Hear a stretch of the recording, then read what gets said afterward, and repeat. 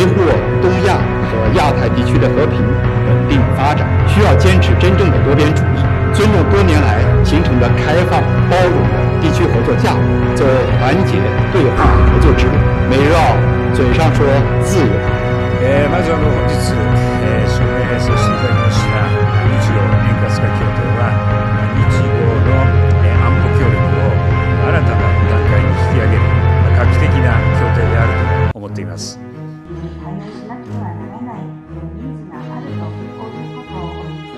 現下の安全保障環境において、日豪のこの安保協力の重要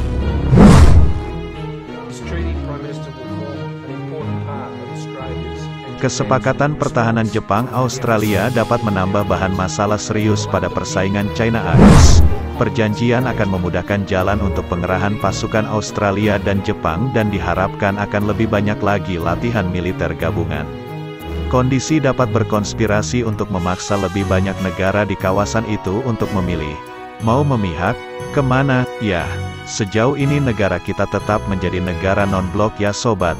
Satu keputusan yang belum terjawab dan terbukti jika terjadi eskalasi, atau ancaman dari luar, seperti apa negara kita, jika bergerak tanpa koalisi. Sebelum kita mulai Maman ingatkan lagi ya, untuk subscribe, like, komen dan share yuk simak berita yang menghangatkan perairan Asia ini. Kesepakatan pertahanan Tenggara antara Jepang dan Australia dapat lebih lanjut memicu persaingan antara China dan sekutu yang dipimpin AS dan memperdalam kekhawatiran bahwa negara-negara di kawasan itu mungkin terpaksa berpihak, pengamat China memperingatkan. Perdana Menteri Jepang dan Australia menandatangani perjanjian penilaian timbal balik pada hari Kamis, memungkinkan pengerahan personel pertahanan yang lebih cepat ke fasilitas masing-masing dan mengurangi pembatasan pengangkutan senjata dan pasokan untuk pelatihan bersama dan operasi bantuan bencana. Lebih banyak latihan perang angkatan laut dan latihan penerbangan juga diharapkan berdasarkan kesepakatan baru. Selama upacara penandatanganan perjanjian, Perdana Menteri Australia Scott Morrison mengatakan kesepakatan itu adalah perjanjian penting yang akan membuka babak baru untuk kerjasama pertahanan dan keamanan yang maju dari dunia yang kompleks dan berubah dengan cepat. Jepang adalah mitra terdekat kami di Asia seperti yang ditunjukkan oleh kemitraan strategis khusus kami. Satu-satunya kemitraan semacam itu di Australia, kemitraan yang setara atas kepercayaan bersama antara dua negara demokrasi besar yang berkomitmen pada supremasi hukum, hak asasi manusia, perdagangan bebas, dan Indo-Pasifik, kata Morrison. Perdana Menteri Jepang Fumio Kishida mengatakan perjanjian itu akan membawa kerjasama keamanan Jepang-Australia ke tingkat yang baru. Jepang juga telah melakukan pembicaraan dengan Inggris untuk kesepakatan serupa sejak Oktober. Kesepakatan Kamis lalu ini adalah upaya terbaru untuk meningkatkan hubungan pertahanan antara kedua negara, dua sekutu kuat Amerika Serikat. Pada tahun 2012, Jepang dan Australia menandatangani perjanjian informasi tentang berbagi intelijen dan 5 tahun kemudian mereka menandatangani perjanjian akuisisi dan layanan lintas, yang memungkinkan mereka untuk berbagi bahan bakar dan pasokan lainnya dalam latihan bersama, pelatihan dan operasi tanggal 6 Januari tahun 2022. Pemeliharaan perdamaian, perjanjian Kamis adalah fakta pertahanan formal pertama yang mencakup tentara asing yang telah ditandatangani Jepang sejak perjanjian status pasukan tahun 1960 dengan Amerika Serikat, yang memungkinkan personel militer Amerika untuk melakukan perjalanan langsung masuk dan keluar dari pangkalan AS di Jepang tanpa imigrasi. Di tengah kekhawatiran yang berkembang atas pengaruh China di kawasan itu, AS dan sekutunya bergerak untuk memperdalam kerjasama mereka sebagai bagian dari strategi aliansi yang dipimpin Washington untuk melawan Beijing.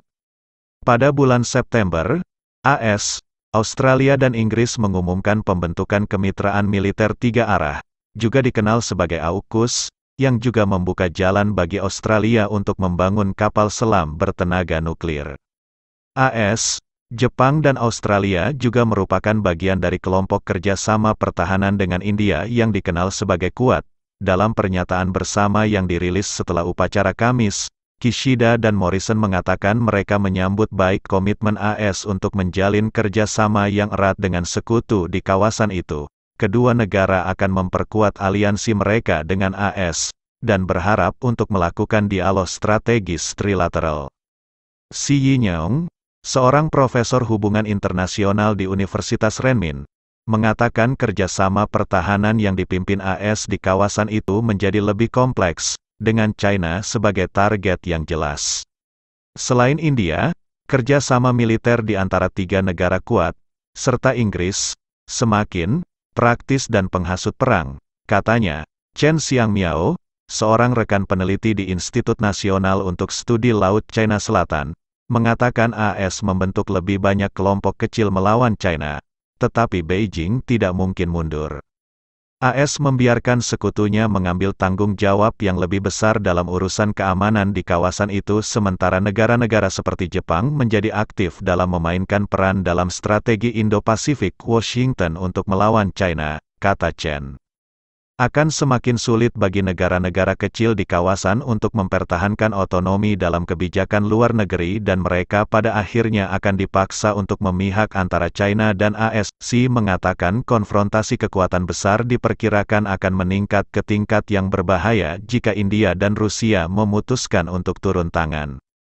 Sejauh ini, India, anggota kuat yang sekarang terkunci dalam kebuntuan perbatasan dengan China, tetap enggan untuk secara terbuka bergabung dengan penahanan pimpinan AS terhadap China, Rusia, yang secara luas dipandang sebagai sekutu semu bagi China, telah mempertahankan posisi netral atas sengketa teritorial lama China di Laut China Selatan dan Taiwan, dua masalah yang secara luas dilihat sebagai titik nyala militer yang paling mungkin terjadi di wilayah tersebut.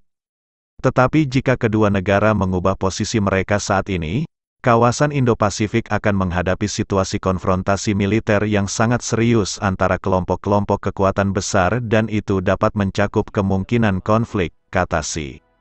Laporan ini memang tidak menyinggung atau membawa nama Indonesia, tetapi negara kita berada di dalam kawasan yang mereka perebutkan, bukan tidak mungkin. Kita terbawa gelombang besar itu, Sobat Riuh. Tetap santai sambil ngopi ya sobat, karena jika tidak ngopi, perang sudah di depan mata. Hahaha. Salam riuh dan gak bikin gaduh. Jangan lupa subscribe, like, komen, dan share Shark Indo Militer.